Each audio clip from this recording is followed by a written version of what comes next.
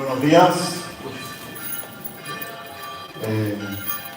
No es normal que tengamos 2 semanas seguidas la predicación, así con el mismo tema, pero en esta ocasión tiene que ser así porque septiembre tiene más domingos de la cuenta. Así que en esta mañana vamos a continuar con el libro de Apocalipsis. Todos bienvenidos y sentidos, bueno, en vuestra casa que lo es, ¿no? Y que podamos juntos alabar al Señor. La semana pasada, después me di cuenta, fue demasiado largo, me extendí 10 minutos más de la cuenta y hoy quiero ser un poco más breve. Así que empezamos menos cuarto y aproximadamente hasta 1:30 estaré compartiendo con vosotros. Y sin más dilación, vamos a leer los capítulos 10 y 11 del libro de Apocalipsis.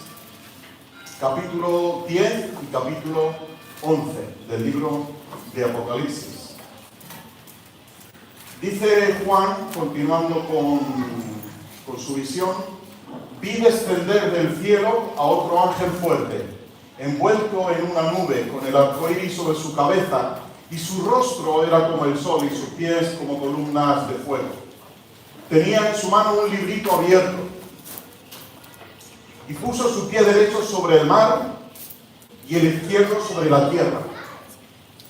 Y gritó a gran voz como ruge un león. Y luego que gritó, los 7 truenos emitieron sus voces.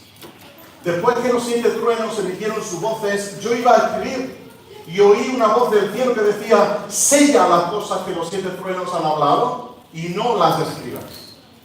Y el ángel que vi en pie sobre el mar y sobre la tierra levantó su mano al cielo y juró por el que vive por los siglos de los siglos, quien creó el cielo y las cosas que están en él, y la tierra y las cosas que están en ella, y el mar y las cosas que están en él, que ya no habría más tiempo, sino que en los días de la voz del 7º ángel, cuando él vaya a tocar la trompeta, también el misterio de Dios se habrá consumado, como él lo anunció a sus siervos los profetas. La voz que oí del cielo habló otra vez conmigo y dijo: ve y toma el librito que está abierto en la mano del ángel que está en pie sobre el mar y sobre la tierra. Y me fui hacia el ángel diciéndole que me diese el librito, y él me dijo: toma y cómetelo entero, y te amargará el vientre, pero en tu boca será dulce como la miel. Entonces tomé el librito de la mano del ángel y me lo comí entero, y en mi boca era dulce como la miel, y después que me lo comí se me amargó el vientre. Y él me dijo: debes profetizar otra vez sobre muchos pueblos, naciones, lenguas y reyes. Entonces me fue dada una caña semejante a una vara de medir, y se me dijo: levántate y mide el santuario de Dios y el altar y a los que adoran en él.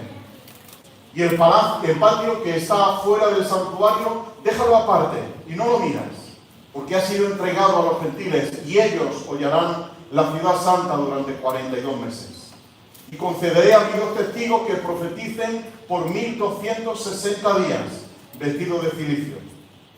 Estos testigos son los 2 olivos y los 2 candeleros que están en pie delante del Dios de la tierra. Y si alguno quiere hacerles daño, sale fuego de la boca de ellos y devora a sus enemigos. Y si alguno quiere hacerles daño, debe morir él de la misma manera. Estos, los 2 testigos, tienen la potestad de cerrar el cielo a fin de que no llueva en los días de su profecía. Y tienen potestad sobre las aguas para convertirlas en sangre y para herir la tierra con toda clase de plagas, cuantas veces quieran. Cuando hayan acabado su testimonio, la bestia que sube del abismo hará guerra contra ellos y los vencerá y los matará. Y sus cadáveres quedarán en la plaza de la gran ciudad que en sentido espiritual se llama Sodoma y Egipto, donde también nuestro Señor fue crucificado. Y gente de los pueblos, tribus, lenguas y naciones verán sus cadáveres durante 3 días y medio, y no permitirán que sean puestos en los sepulcros. Y los moradores de la tierra se regocijarán sobre ellos y se alegrarán y se enviarán regalos unos a otros, porque estos 2 profetas atormentaron a los moradores de la tierra. Y después de los 3 días y medio entró en ellos un espíritu de vida enviado por Dios, y se pusieron de pie, y cayó gran temor sobre los que los veían, y oyeron una gran voz del cielo que les decía: subid acá. Y subieron al cielo en una nube, y sus enemigos los vieron. En aquella hora hubo un gran terremoto y la 10ª parte de la ciudad se derrumbó. Y en el terremoto murieron 7.000 personas. Y los demás se aterrorizaron y dieron gloria al Dios del cielo. El segundo ay pasó, y aquí el tercer ay viene rápido. El 7º ángel tocó la trompeta. Tocó la trompeta y sonaron grandes voces en el cielo que decían: los reinos del mundo han venido a ser de nuestro Señor y Jesucristo, y Él reinará por los siglos de los siglos. Y los 24 ancianos que estaban sentados delante de Dios en sus tronos se postraron sobre su rostro y adoraron a Dios, diciendo: te damos gracias, Señor Dios Todopoderoso, el que eres y que eras, porque has tomado tu gran poder y has reinado. Y se airaron las naciones y tu ira ha venido, y el tiempo de juzgar a los muertos y de dar el galardón a tus siervos, los profetas, a los santos y a los que tienen tu nombre, a los pequeños y a los grandes, y de destruir a los que destruyen la tierra. Y el santuario de Dios fue abierto en el cielo, y el arca de su pacto se dejó ver en su santuario, y se produjeron relámpagos, voces, truenos, terremotos y gran granizo. Que el Señor, hermanos, abra nuestro corazón para recibir su palabra. Dos capítulos tremendos, ¿verdad? Dos capítulos que no me gustaría haberlos leído, porque al fin y al cabo hablan de sangre, hablan de dos testigos que el Señor selecciona de manera especial para una época muy concreta y que al final, como hemos leído, la bestia los mata y deja sus cuerpos insepultos en las plazas y en las calles por 3 días, ¿no? Pero al final, Juan, cuando recibe el encargo de escribir todo lo que el Señor le ha dicho que tiene que escribir, después de terminar la 6ª trompeta, que como vimos en el capítulo 9 la semana pasada, eran plaga tras plaga tras plaga, muerte tras muerte, catástrofe tras catástrofe, se produce aquí, como veis, antes de que se inicie la 7ª trompeta, antes de que suene la 7ª trompeta, capítulo 10 y capítulo 11, un interludio que hace aquí Juan para describirnos algo interesante que vamos a ver en esta mañana. Sin duda, son, como veis, capítulos muy difíciles y estoy en deuda con un escritor llamado Juan Stam, que por lo menos yo os recomiendo que podéis leer algo de él. Por los aspectos prácticos de estos dos capítulos, que yo pensaba, bueno, al fin y al cabo, cuando Juan escribe esto, no es para, o sea, era para nosotros también, pero en primer término era para los creyentes del primer siglo, que estaban en una situación en la iglesia perseguida tremenda, ¿no? Y estaban en una situación de persecución, y estaban en una situación que necesitaban consuelo. Y al fin y al cabo, cuando él escribe esto, tiene que tener un sentido, de alguna manera, un sentido pastoral, un sentido de consuelo para esta iglesia, ¿no? Y es lo que nosotros tenemos que ver. ¿Qué sentido tenía para ellos como iglesia perseguida?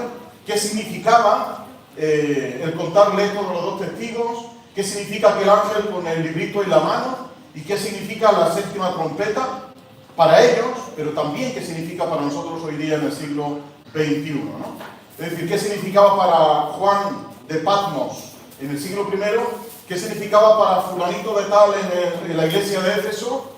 En la iglesia de Esmirna, de Tiatira, de la Odisea, de las 7 iglesias que se mencionan en el capítulo 2 y capítulo 3? ¿Qué significaba para ellos? Pero también qué significa para mí, qué significa para ti, que vivimos en el siglo XXI. Hemos pasado 20 siglos después de que todo esto se escribe, y algún mensaje tiene que tener esto para nosotros hoy día, ¿no? Vamos a hacer lo que en el hermenéutica se llama una actualización del pasaje, ¿no? Para ver qué realidades podemos nosotros sacar de aquí, ¿no?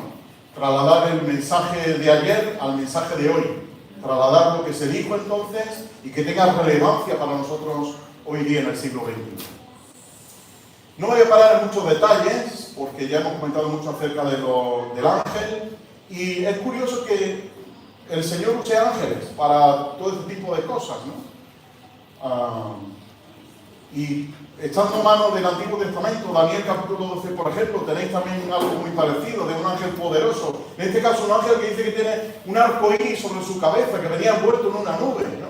Ya sabéis que todo trata con simbología y todo tiene que ver con qué hay detrás de ese significante, ¿no? Hay un significado detrás de un significante, y en este caso el arco iris, hoy hablamos del arco iris y pensamos en otra cosa, ¿no? Pero originalmente el arco iris era el pacto de misericordia de Dios hacia la humanidad, ¿no? Y esto es lo que el arco iris quiere transmitir aquí, ¿no? Que a pesar de todo lo que viene, que a pesar de todo lo que está aconteciendo, hay un plan de misericordia, un pacto de misericordia de parte de Dios con la humanidad, ¿no? Y nos habla de que este ángel tiene unos pies como columnas de fuego. El pie en la Biblia significa fuerza, significa poder, significa el estar firme en algo. Y en este caso, este ángel fuerte pone su pie, como veis, el pie derecho sobre el mar y el pie izquierdo sobre la tierra. Y luego levanta su mano hacia el cielo. Y está uniendo de alguna manera el mar, la tierra y el cielo para decir, sobre todo esto, sobre el mar, sobre la tierra y sobre los cielos, Dios es soberano. Dios tiene el control, ¿no? Luego se menciona esto a partir del versículo 15, ¿no? En el 17 sobre todo. Pues está uniendo el cielo, la tierra y el mar para decir, Dios tiene el control de todo esto. Él da un grito. El versículo 3 dice que grita a gran voz como ruge un león. No se nos dice exactamente qué fue lo que gritó, después se nos menciona algo que dijo, pero aquí da un grito y dice Juan, y cuando él da el grito aparecen 7 truenos. Es decir, después de esa voz, para que todo el mundo se entere, porque para eso se usa el grito, para que todo el mundo se entere, la mayor parte a los que nos dirigimos se enteren, cuando suena aquello hay 7 truenos que emiten sus voces. Y Juan, claro, emocionado, permitidme un poco la expresión, emocionado por todo lo que está oyendo, dice, esto lo escribo yo también. Pero curiosamente el Señor dice, no lo escribas. Es decir, nos escribe todo el libro de Apocalipsis y nos dice, lo que han dicho los truenos, eso no lo escribas. Y claro, uno se preguntaría, ¿qué dirían, no? La curiosidad nos pica por dentro. ¿Qué dirían esos truenos? ¿Qué voz saldría de esos truenos? Sin embargo, dice, sella las cosas que los 7 truenos han hablado y no las escribas. Él da, como veis, ese grito para que todos escuchen el mensaje, pero nos deja con la intriga, nos deja con el misterio de no saber el contenido. Y está bien que no lo sepamos. Deuteronomio 29:29. Las cosas reveladas pertenecen a nosotros y a nuestros hijos. Y las cosas no reveladas pertenecen a Dios. Así que como esto no está, el contenido de lo que dijeron los truenos no está revelado, no nos pertenece a nosotros. Eso es algo que pertenece al Señor y a Juan en este caso que los había oído, ¿no? Pero a nosotros no nos pertenece. Hermanos, hay cosas en la vida, hay cosas en el estudio de la palabra que no nos pertenecen. Queremos siempre averiguarlo todo, saberlo todo, el pensar que lo sabemos todo acerca de cualquier pasaje bíblico. Y es imposible. Tengo una mala noticia para los que estudiamos Biblia, de que es imposible conocerlo todo. De que hay cosas que no nos pertenecen a nosotros, que le pertenecen al Señor, que hay cosas en tu vida que tú no le des explicación y que no te pertenecen, que le pertenecen al Señor. Y que hay sucesos en tu vida que tú dirías, pero ¿por qué me está pasando esto? ¿Por qué tengo que pasar por esta situación? No te pertenece, le pertenece al Señor. Y si Él no quiere revelarlo, Él no quiere mostrarlo, no pasa nada, le pertenecen al Señor. Y perteneciéndole al Señor, las cosas están seguras. Y hay cosas en la palabra del Señor de las cuales no somos dueños. Tenemos que entender que hay conceptos en la Biblia de que solamente vamos a entender una verdad de una parte de la verdad de Dios.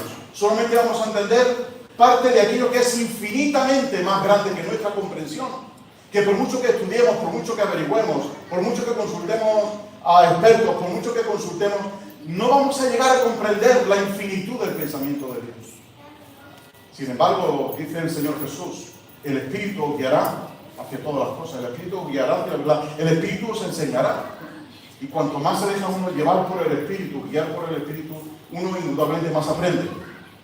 Pero tenemos que aprender que hay cosas que aún no sabemos, y que posiblemente no las sepamos todavía, ¿no? Y habrá cosas que seguirán siendo un misterio. Y yo pensaba en el énfasis en los ángeles en todo el libro de Apocalipsis. Y me acordaba de Hebreos capítulo 13, ¿os recordáis? Cuando dice, menciona el autor que Abraham y Sara os quedaron y dice, y de os quedaron no os olvidéis, tampoco, porque algunos os quedaron ángeles. O sea que si tú recibes a un hermano o a una hermana en la casa, ¿quién sabe si puede ser un ángel? ¿Habéis visto alguna vez un ángel? ¿No? Yo sí. Al menos 3 veces en mi vida, que yo recuerde, he visto ángeles. No voy a mencionar las 3 veces porque voy a mencionar solamente una. Antes de ser maestro y de tener el oficio que tengo, teníamos una academia de enseñanza de actividades escolares por las tardes, como algunos recordaréis. Y una de las tardes, de los días, yo trabajaba en Arquillos, en el colegio, y a la vuelta de Arquillos, los que conocéis la carretera ya pasado Guadalén, ya casi entrando a pasado Badoyano, un poquito pasado Badoyano, hay un tramo donde para girar hacia la izquierda tienes que colarte un poquito hacia la derecha y hacer no sé cómo se llama eso, hacer un giro ahí, ¿no? Y claro, yo veo la señal de que ponía prohibido girar para la izquierda y claro, lo inmediato que viene después era girar para la izquierda en una curva. Y mi mente dice, no puedes girar a la izquierda. ¿Y qué hice? Me metí en ese carril de cambio y es claro, a la velocidad que uno viene por esa carretera no te da tiempo a frenar en la curva. Y yo me salí de la curva. Y me quedé a esto de una oliva.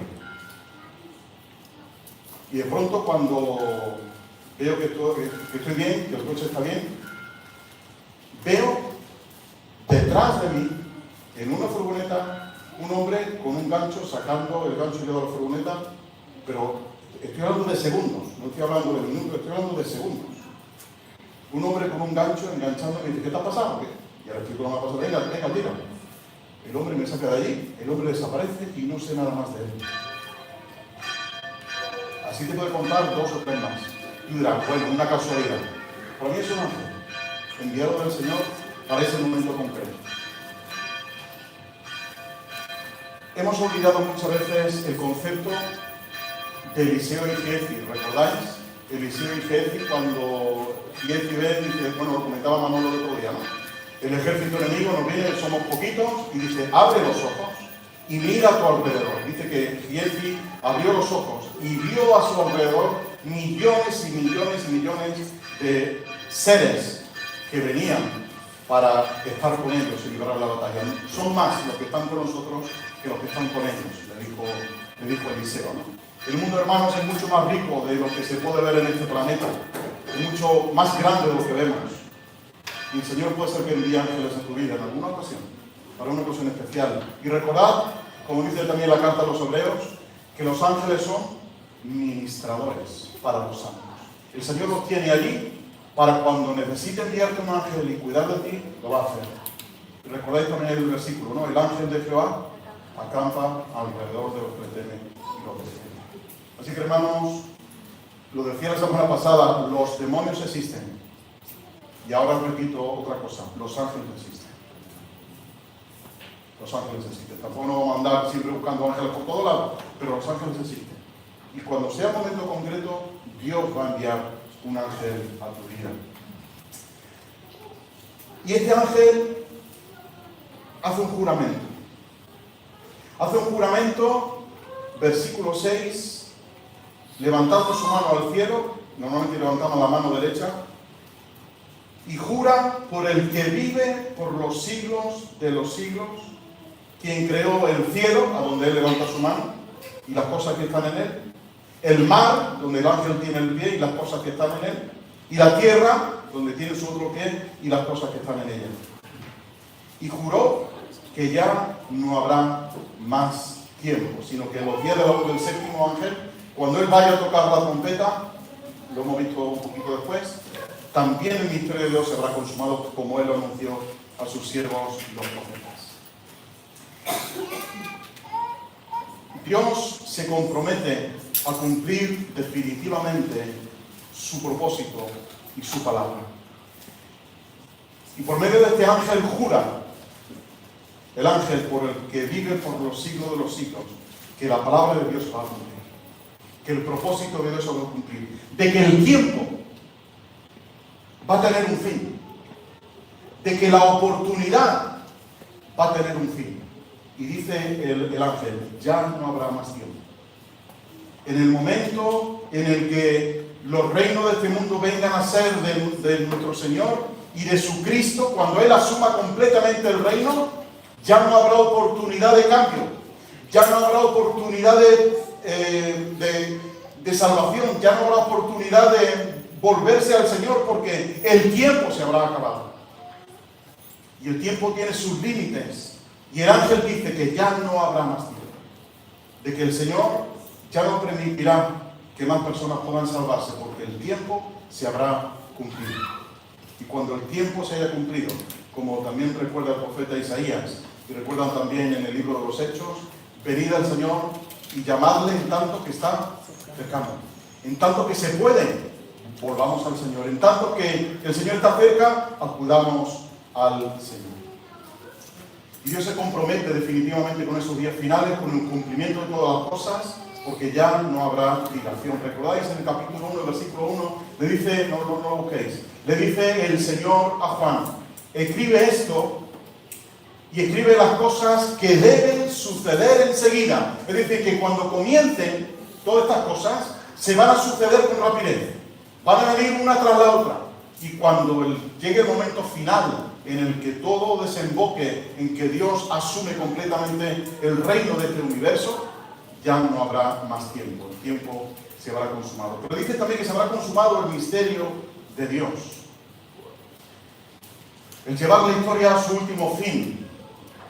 Y como dice Pablo escribiendo a los Efesios en el capítulo 1, el propósito, el misterio de Dios, dice Pablo con una frase preciosísima, el misterio de Dios consiste en esto, en que finalmente Él va a reunir el universo completamente, lo va a restaurar, lo va a recapitular, lo va a reunir, fijaos las tres palabras que usó Pablo, lo va a recapitular, es decir, le va a poner una cabeza y esa cabeza es Cristo, lo va a reunir, es decir, va a volver a unirlo y lo va a restaurar, significa que lo va a poner de nuevo en su sitio, a la creación original, a lo que el mundo fue en el momento de la creación. Dios lo va a restaurar, dice, y lo va a restaurar en Cristo, lo va a poner a Él de cabeza de todo el universo para que el universo sea dependiente completamente de Cristo. Así que, hermanos, ese es el misterio de Dios. Cuando dice el ángel que se habrá consumado el misterio de Dios, consiste en eso, en que finalmente todo habrá sido reunido en Cristo. Todo tendrá sentido en Cristo, porque será todo en Él, por Él y para Él. Y sabéis una cosa, que este misterio nos lleva a pensar en que después de Cristo,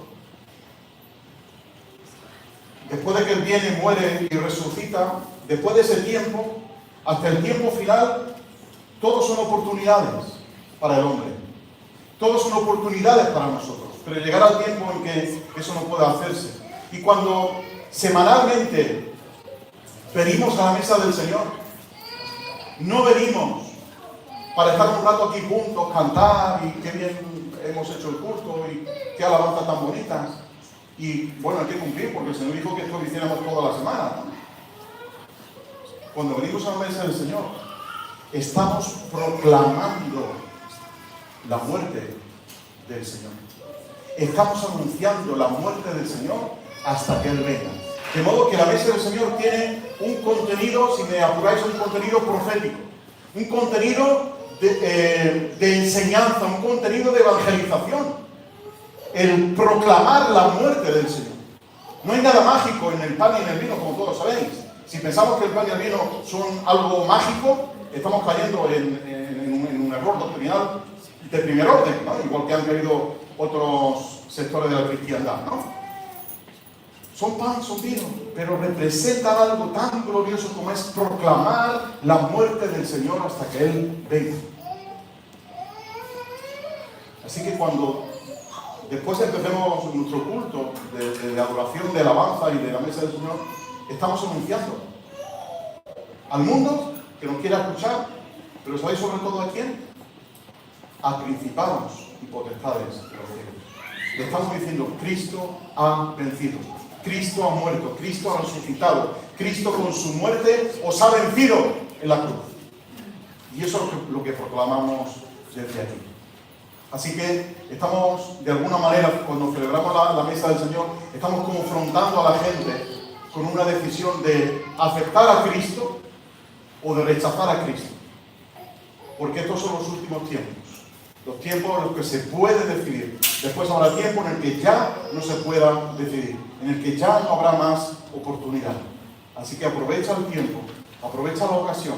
Aprovecha los días que Dios te da debajo del cielo para poder tomar una decisión por Cristo. Porque después no habrá tiempo. Después no habrá más oportunidad. Y el ángel le dice, mira, acércate al otro ángel y cómete el librito que tienes. El ángel le partió un librito, no sabemos contenido tampoco, no lo dice la Biblia, paramos ahí. Pero dice, cómete el librito. Supongo que estaría hecho de papiro o de algún tipo de piel, ¿no? Pero él se come aquel librito y dice que al principio era dulce, tenía buen sabor. Pero cuando llega a su vientre, llega a su estómago, dice que empezó a amargarle. Empezó a sentarle mal.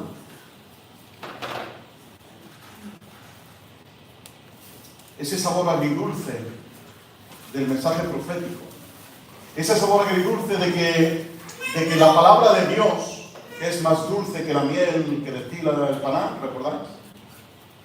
También trae juicios sobre pueblos, sobre naciones, sobre lenguas, sobre reyes. Y cuando, hermana, tú y yo aceptamos la palabra, cuando tenemos una relación con la palabra de Dios, no con el libro, con las páginas, sino con el contenido de la palabra de Dios. Cuando tenemos una relación con este libro, con el libro de Dios, con la palabra de Dios, tenemos que asumir el riesgo de proclamar la palabra de Dios. Yo, que está en tu casa, hay que cosas tan bonitas, hay que tal, hay que cual. Fíjate qué versículo tan profundo, fíjate aquí lo que dice Juan, lo que dice Judas, lo que dice Pablo, qué cosas tan preciosas, qué tal. Pero tenemos que asumir el riesgo de proclamar la palabra de Dios. Y lo que para ti es dulce, lo que para mí, durante estas semanas preparando este estudio, para mí ha sido dulce, cuando uno lo proclama,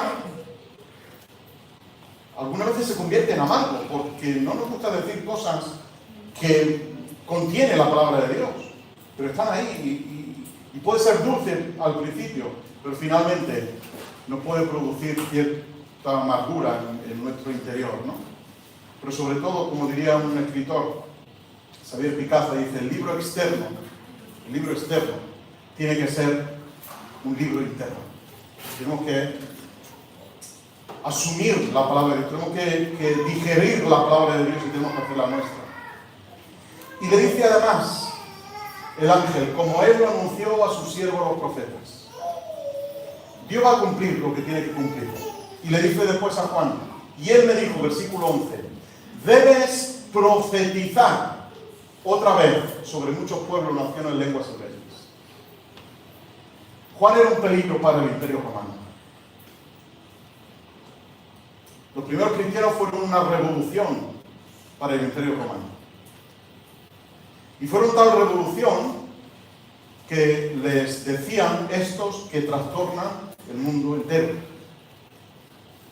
No eran, permitidme la expresión un poco así, ¿no? No eran cuatro tontitos que iban por la calle con cara de santo. Eran gente que revolucionaba en el mundo, que le estaban dando la vuelta a los valores del mundo, que le estaban dando la vuelta al sistema del mundo, que estaban influyendo en la sociedad de una manera tan relevante que le dicen, estos que trastornan el mundo entero han venido aquí a esta ciudad. Y donde quiera que iba el pueblo del Señor, donde quiera que iba la gente con la palabra del Señor, era un peligro para el imperio. Leía el otro día una frase que decía, decir la verdad es tan difícil como como peligroso. Los que dicen la verdad a menudo mueren violentamente. Es trabajo de alto riesgo, con una alta tasa de mortalidad. El decir la verdad incomoda. El ser profeta significa ser un tormento para una generación perversa. El ser profeta, como somos tú y yo, significa ser un tormento para nuestra sociedad. Desde Pentecostés, hombres y mujeres, jóvenes y mayores, esclavos y amos, hijos de Dios todos, somos profetas. Y como somos profetas tenemos que llevar el mensaje de Dios. No podemos callar ante la corrupción del mundo, no podemos callar ante las injusticias del mundo, no podemos estar callados ante lo que ocurre. Si vemos una situación que es completamente injusta, tenemos que denunciar una situación injusta. Si vemos que se toman decisiones a nivel gubernamental, a nivel estatal, a nivel local, que son contrarias a la palabra de Dios, la Iglesia tiene que tener su voz profética y denunciar todo eso. Lo que ocurre es que muchas veces pensamos, no, pero este no es nuestro mundo está aquí arriba, sí, pero estamos aquí con un propósito, y es ser profetas.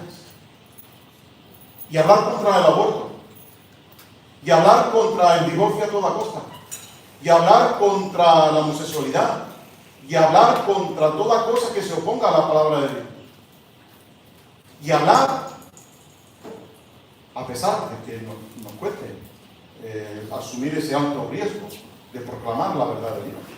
Por eso no le gustará a la gente de la calle, que seamos diferentes, que pensemos diferentes, que tengamos valores diferentes. Pero es el riesgo que el profeta, tú y yo, tenemos que asumir hoy día. Porque si no lo hacemos, si callamos ante la corrupción y callamos ante la injusticia, somos una iglesia infiel y somos una iglesia cobarde. Y si transigimos con todo lo que el mundo viene haciendo, somos cobardes. Y no estamos cumpliendo con nuestra función de profetas.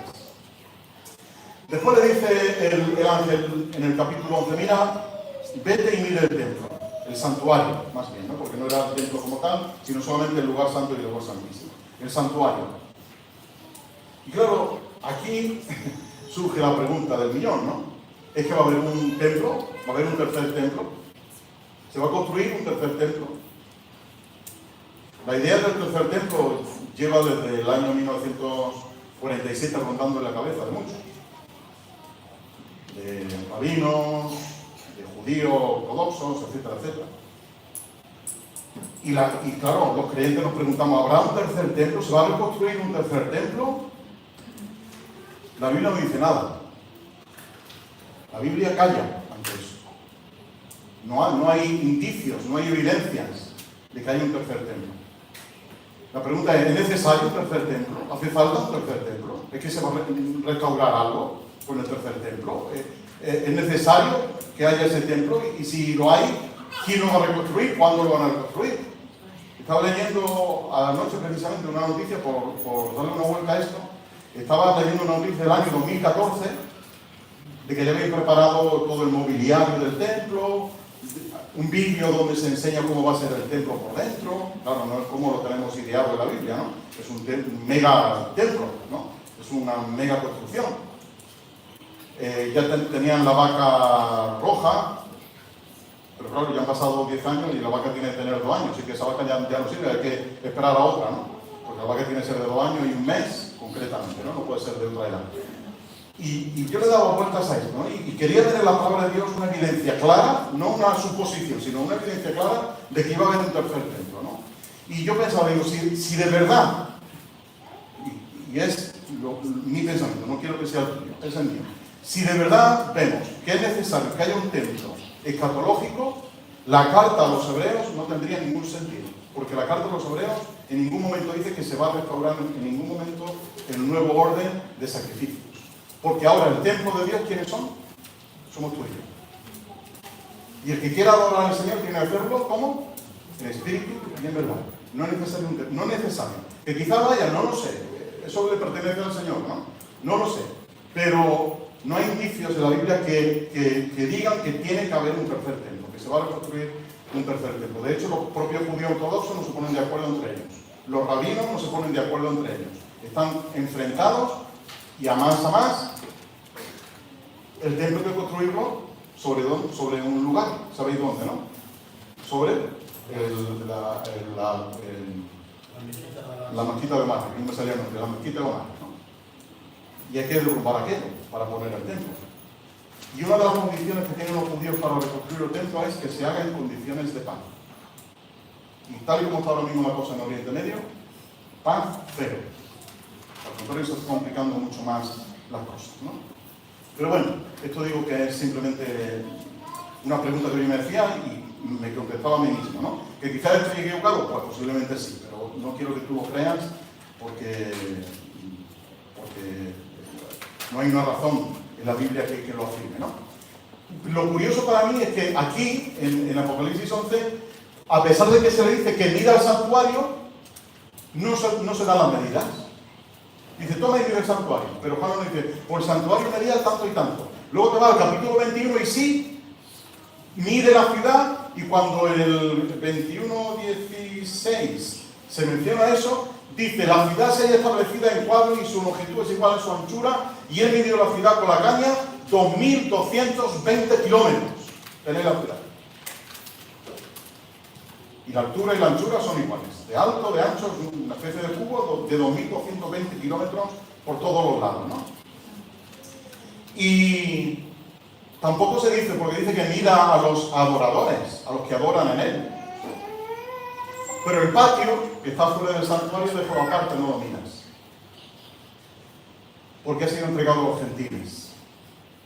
No se dan medidas, dice que va a ser entregado a los gentiles durante 42 meses, que son 1.260 días, que son 3 años y medio, y que comienza este pisoteo, versículo 2 al final, hollarán la ciudad santa durante 42 meses. Este pisoteo de Jerusalén empieza en el año 70 y continúa hasta el día de hoy y continuará hasta la venida de Cristo. Lucas 21:24. Así que llega el tiempo en el que Jerusalén será hollada por los gentiles, en el que la ciudad de Jerusalén va a ser maltratada de manera atroz. Y creo que se menciona el templo aquí porque el templo era un lugar de seguridad. Ocurre, creo que aquí en España igual, ¿no? Si tú has cometido alguna fechoría y te refugias en una iglesia, no pueden venir a sacarte de ahí para llevarte preso, ¿no? Porque es un lugar santo. Y en Israel ocurría igual, el templo era un lugar de seguridad. Pero el lugar de Juan no está dentro del templo, está afuera profetizando. El lugar de Juan es estar donde la gente está pisoteando a Jerusalén, donde el lugar donde se ha entregado a los gentiles y donde tiene que ir ahora ahí esos 2 testigos a profetizar, no dentro del templo, sino afuera del templo, donde están ocurriendo cosas tremendas, ¿no? Y Juan menciona aquí estos 2 testigos. Y además dice los 2 testigos. Ellos sabían quiénes eran. Tienen una ventaja con respecto a nosotros. Sabían quiénes eran estos testigos. Tú y yo no. Nos vamos a contentar con especular quiénes son los 2 testigos. Uno dice que son Josué y Zorobabel, Zacarías capítulo 4. Otro dice que son Elías y Moisés. Otros dicen que no, que son Enoc y Jeremías. Otros te dicen otra combinación de esos 6, ¿no? Por todo lo que se menciona aquí. Y otros te dicen, no son Israel y la iglesia. La verdad que nos va a dar un poco igual en el sentido de que el Señor no dice quiénes son, y son 2 testigos simplemente. Y tienen una función, la función de profetizar. Profetizar durante 3 años y medio, 1.260 días. Y vestidos de cilicio, es decir, con arrepentimiento y invitando a la gente a que se arrepientan, ¿no? Y por detrás de todo esto, de pensar si son Josué y Zorobabel, Enoc y Elías, Moisés, detrás de todo esto, estos son paradigmas, son ejemplos para nosotros hoy día que tienen que enseñarnos algo. Y es lo que yo quiero dejar en esta mañana. Si son Josué y Zorobabel, que se les llaman los 2 olivos, no son Josué y Zorobabel como tal. Es la enseñanza que hay detrás de Josué y Zorobabel, Zacarías capítulo 4, versículo 6. El Señor le dice a Josué y Zorobabel, mira, no es por la fuerza, no es por el poder, ¿me ayudáis a terminar el versículo? Sino por mi Santo Espíritu, dice Dios, que se va a salvar la gente. No es porque sea Josué y porque sea Zorobabel, el sumo sacerdote de Josué y Zorobabel, que era el que iba a ayudar a reconstruir toda la muralla y todo aquello.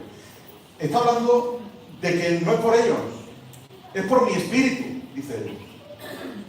Es porque yo voy a salvar a la gente, es porque yo estoy detrás de todo esto.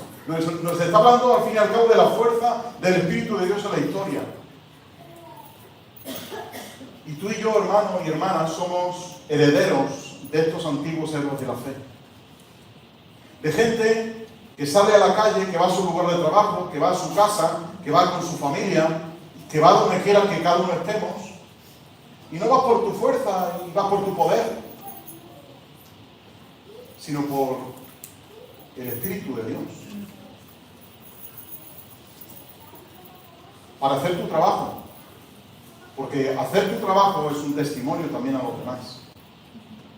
El estar en tu casa con tu familia es un testimonio también a los demás. El vivir tu vida es un testimonio a los demás. El apóstol Pedro, cuando le escribe la primera carta a los creyentes, le dice que las mujeres que tienen maridos que no son creyentes, no solamente les hablen, sino que los traten bien. Y que puedan ver, dice Pedro, que puedan ver en vuestra conducta y puedan ser ganados con vuestra conducta. Decía Francisco de Asís, una frase interesante, dice que tenemos la obligación de predicar todos los días y si es necesario usemos palabras. Que prediquemos todos los días y si es necesario usemos palabras. Y creo que el hombre llevaba razón, ¿no? Nuestra conducta, nuestra manera de ser, nuestra manera de pensar, nuestra manera de actuar, de reaccionar, son testimonios a los demás. Y tú y yo somos un testimonio a todos aquellos que nos rodean.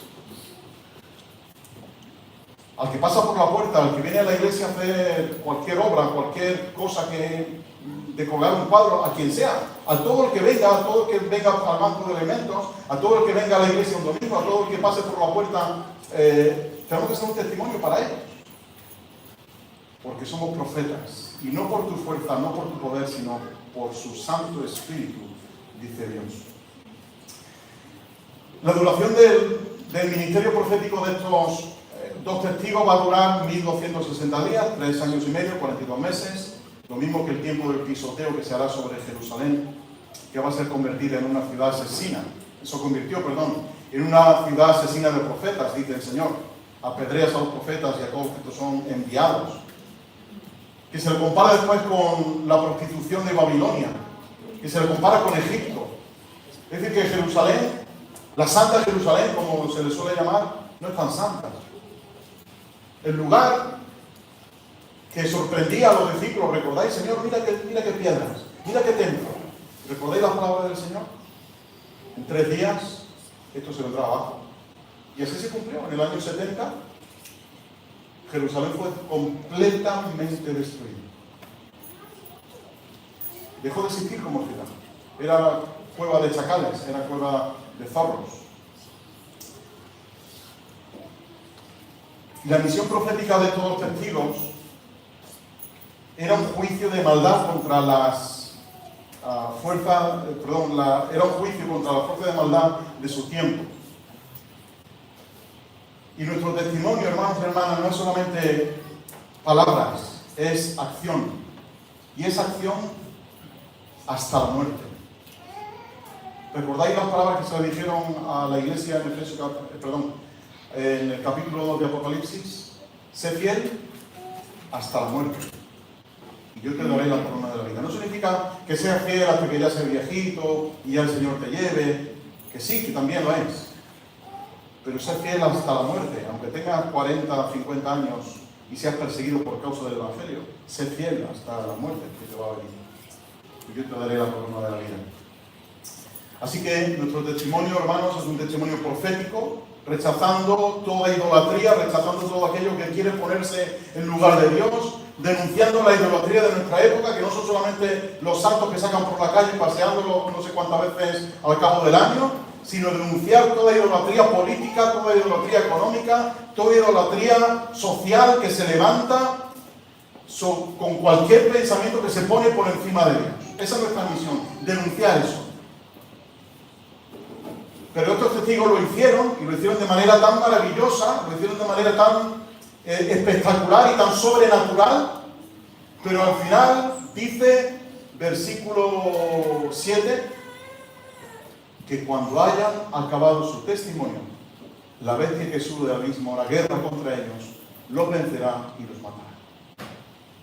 Es decir, se tiran su vida predicando el Evangelio de esa manera, profetizando de una manera sorprendente, de una manera sobrenatural, y viene la bestia del abismo, hace guerra contra ellos, los vence y los mata.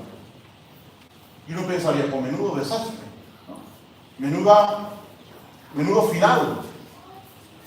Pero esa muerte de estos dos testigos, que pueden ser dos entidades, dos entes, dos grupos de personas, o dos personas concretamente, no lo sabemos, pero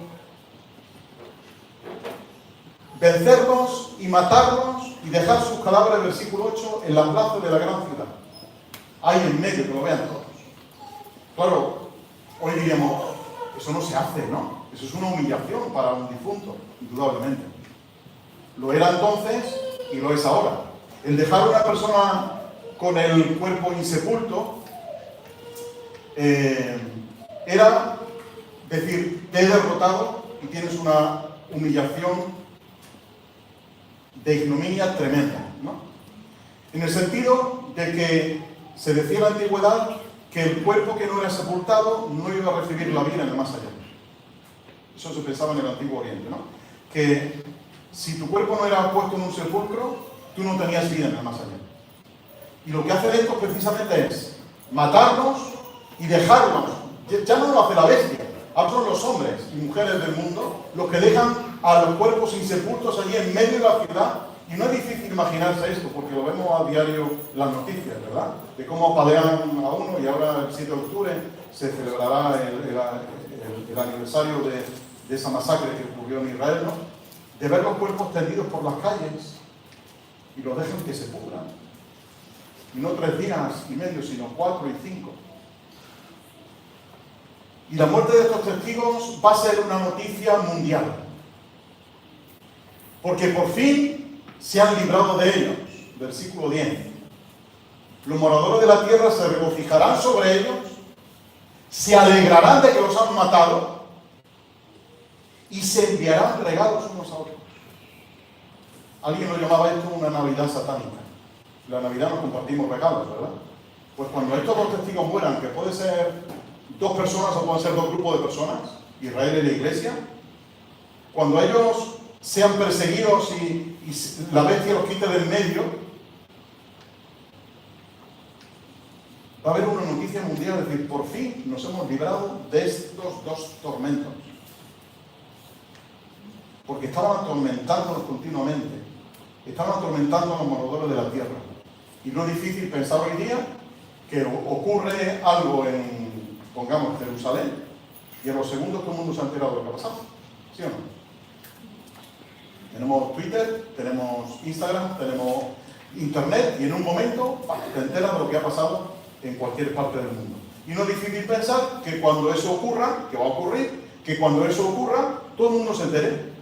Y todos los presidentes de todos los gobiernos digan, por fin, nos hemos quitado de medio a estos pesados tormentos que estaban continuamente atormentando. Por fin.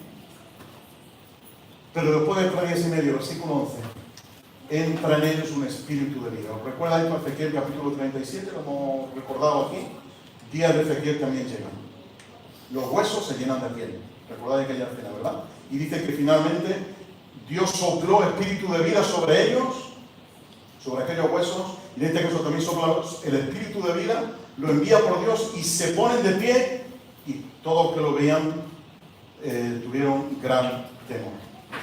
Así que la victoria no era la que ellos pensaban. Los 2 testigos van a morir. Josué, Zorobabel, la iglesia, Israel, da igual. Van a morir. Se lo van a quitar del medio. Pero Dios va a volver a darles vida. Dios va a resucitar. porque Dios tiene bajo control. Y de la misma manera que hubo una muerte pública, va a haber una resurrección pública. De la misma manera que se pronunció su muerte, se va a pronunciar su resurrección. De la misma manera que celebraron haciéndose regalos unos a otros porque por fin habían muerto, ahora se lamentarán y caerán en gran temor por lo que ha ocurrido, porque se van a levantar y resucitan.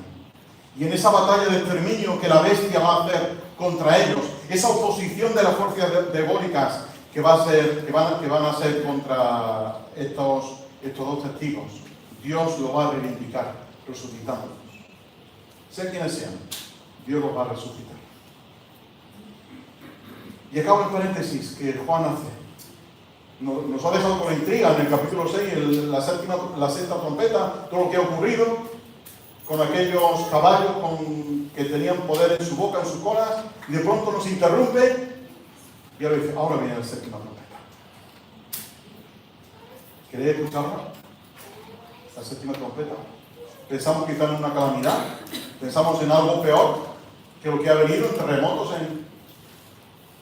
La séptima trompeta, versículo 15, consiste en grandes voces en el cielo que dicen: los reinos de este mundo han venido a ser de nuestro Dios y de su Cristo. Esa es la séptima trompeta. Yo digo una cosa, si todas las primeras 6 han sido tremendísimas, esta séptima, escuchar esto, es lo más tremendo para el mundo. Porque finalmente Dios asume el reino. Dios toma el control absoluto de todo el mundo, yo apuraría y decir de todo el universo. Y escuchar eso es lo más terrible para la humanidad, que ya no tienen ellos el control, que ahora lo tiene Dios, que el príncipe de este mundo ya ha sido echado fuera y que ahora el control lo tiene Dios. Por eso esta séptima trompeta esperaríamos que fuera algo tremendo, ¿no? De persecución, de monstruos, de aves, de un águila, de saltamontes. No. La séptima trompeta es el anuncio final de que Dios ha asumido completamente el reino. El acontecimiento culminante de todos los siglos. Se cumple lo esperado por todos, que por fin los reinos del mundo han venido a ser de nuestro Señor Jesucristo. Y de que Él va a reinar por los siglos de los siglos. De que Dios responde a la cólera de las naciones, versículo 18. Se iraron las naciones y tu ira ha venido. Dios se revela contra la ira de las naciones. Y tenéis el Salmo 2 para refrendar esto, ¿no? Las naciones se confabulan contra Dios y contra su ungido y Dios responde. Dios responde en este caso con su ira. Dios responde a la cólera de estas naciones. Y quizá cuando hemos estado leyendo habéis resaltado una parte, ¿no? En el versículo 17. Te damos gracias, Señor Dios Todopoderoso, el que eres y que eras, y pone y que has de venir, ¿no? Los más y mejores manuscritos, los más antiguos y mejores manuscritos no contienen esa frase. Y es lógico, lo de que has de venir. Y es tan lógico como pensar que precisamente ya ha venido.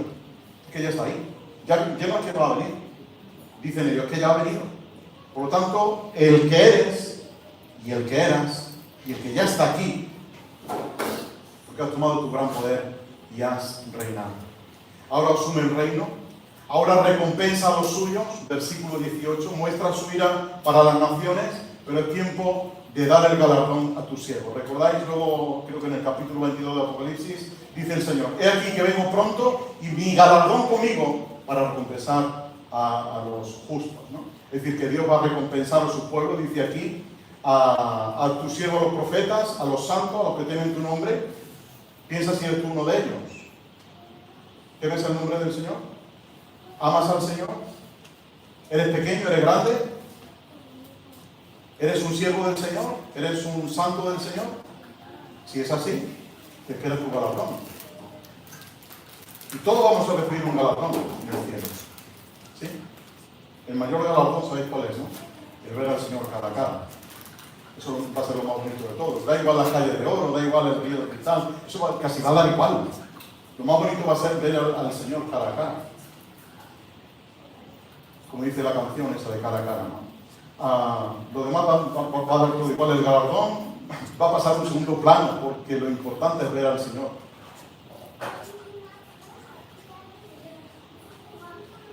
y se abre,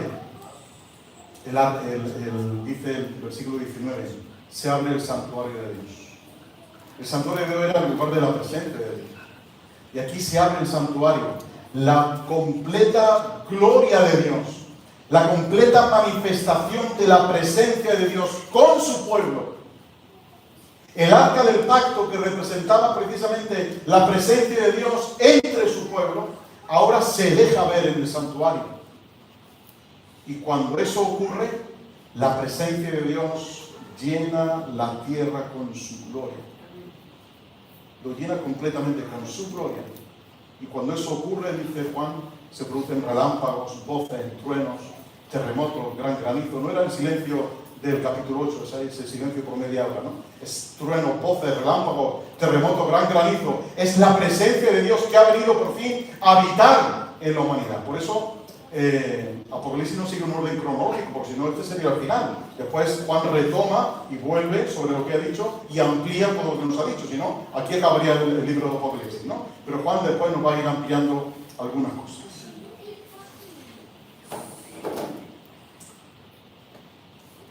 Es importante, diría de suma trascendencia, que quien al fin va a tener el reino es Dios. Quien controla finalmente tu vida y la vida del mundo y la vida de todo el universo es Dios. No son los gobiernos del mundo. No es ni el azul, ni el rojo, ni el verde, ni el naranja, ni el de colorines. Es Dios quien controla el mundo. Finalmente, Él va a asumir el reino. Y finalmente su pueblo ahora dice que Dios vence, que ese es el spoiler que dicen los jóvenes. Dios vence. Y la iglesia ahora clama, Señor, ven a por tu iglesia. Señor, vuelve a por tu pueblo. Que el Señor vuelva a recogernos. Ven, Señor Jesús. Lo dices tú ahí en tu corazón, ven, Señor Jesús. Maranata, el Señor viene, hermanos. Es una realidad que el Señor viene. Y viene a recogernos. Y viene a llevarse a su iglesia. Y viene a disfrutar de la boda del Cordero con su iglesia. Y la iglesia dice, vuelve, oh Señor, vuelva por tu pueblo. Que esa sea nuestra oración, hermanos, durante toda la semana. Señor, vuelve a por tu iglesia. Señor, ven pronto. Señor, ven a recogernos. Vuelve a llevarte a tu iglesia. Ven a por tu iglesia. Te necesitamos, Señor. Y digamos juntos, ven, Señor Jesús. Lo decimos juntos, ven, Señor Jesús. Amén.